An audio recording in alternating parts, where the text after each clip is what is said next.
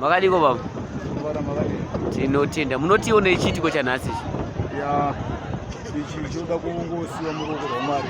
Ndo vakagara vanga vakachironga. Ndo vachipedza. Zvakatikoshera.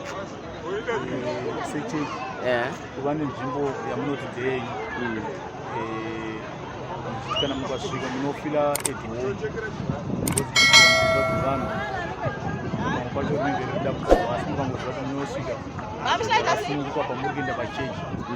Izvo zvindo zvinoti atendeuka nhasi ukanzwa kuti vatungamiri vari kuHarare anongouya akasununguka asingaiti zvekuti ndoenda kunotsvaka pabhastop kana pakomuti kana paki. Saka chiitiko ichi chakanyanya kutinakira.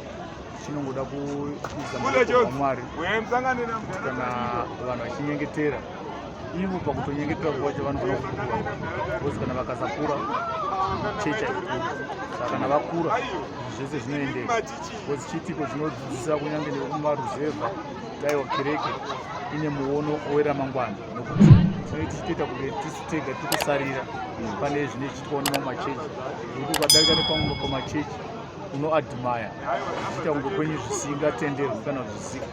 Asi nekuda kwechiitiko ichi zvinopa vanhu vhizheni yeramangwana. Saka chiitiko chatinongotenda zvakanyanya dai Mwari varamba vakasvinudza vanhu vavo kuti vagone kuona. So 5 years from now mune muchionawo ZAPUP inenge yapapi?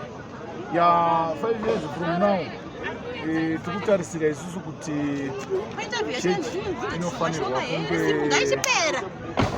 kunge yava nemastands ayo nezvimwe zvivakwa zvayo zvisinganzi ndezvemunhu asi zvayo zvainotorawo kukanzera. Saka nekumuono nokufamba kwavanhu tinoona kuti kereke ine muono wekumberi. Tinotenda. Mava nenguva yakanaka baba. Tinotenda.